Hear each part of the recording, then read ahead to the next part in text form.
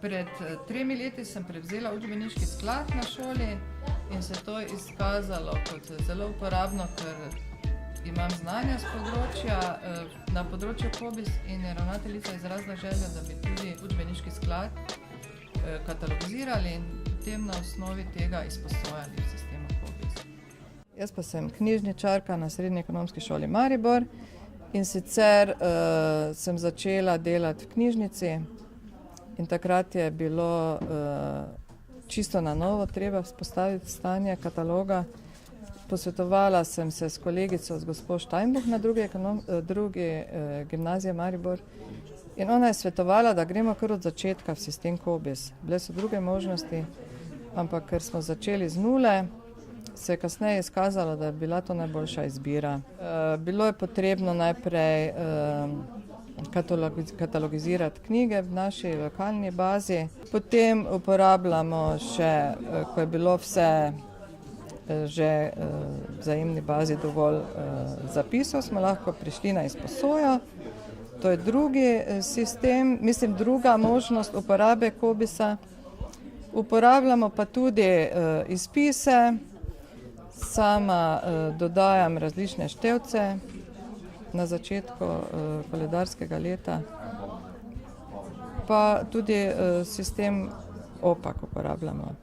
Na začetku smo imeli prazno bazo, ampak potem za vsak bibliografski zapis oziroma knjigo, če rečemo po domače, poiščeš v vzajemni bazi osnovni zapis, ki ga je naredil en drugi katalogizator z licenco.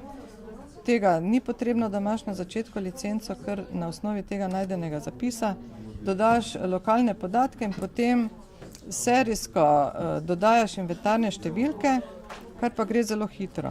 Za usposabljanje v sistemu Cobiss se je bilo potrebno prijaviti na osnovi razpisanih tečajev, ki so bili objavljeni in ti tečaji so običajno bili več kot en dan, včasih 3 dni, so bili kar zahtevni. Bilo je treba neprestano si beležiti stvari in na osnovi tistega, kaj sem se tam naučila, sem potem rabila vedno nekaj časa, da sem strenirala, vmes koga poklicala na izum. Dobila pa sem tudi vedno v pisni obliki vse tisto, kaj se je tam dogajalo.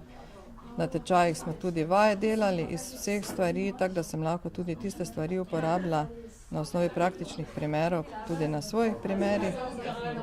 In na začetku je vedno izgledalo, da bo zelo težko, ampak je šlo. Že s tem, ko začneš polniti svojo lokalno bazo, nimaš problemov, ker obstaja v vzajemnem katalogu, obstajajo tisti osnovni zapisi, bibliografski zapis obstaja, ki ga ti poiščeš in mu samo dodaš lokalne podatke. Pa tudi sem imela vedno pomoč, kadarkoli sem lahko poklicala, tako da je delo teklo brez zastoja.